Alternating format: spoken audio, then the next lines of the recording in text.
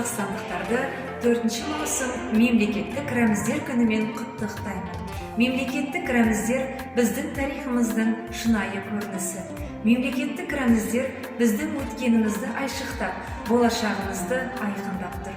Мемлекеттік рәміздерді құрметтеу әрбір Қазақстан тұрғынының парызы деп есептеймін. Сондықтан да барлықтарыңызды рәміздерді құрметтеуге шақырамын.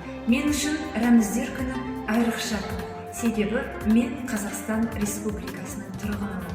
Менің өз отаным бар, менің өз елтаңбам бар, туым бар, әнұраным бар.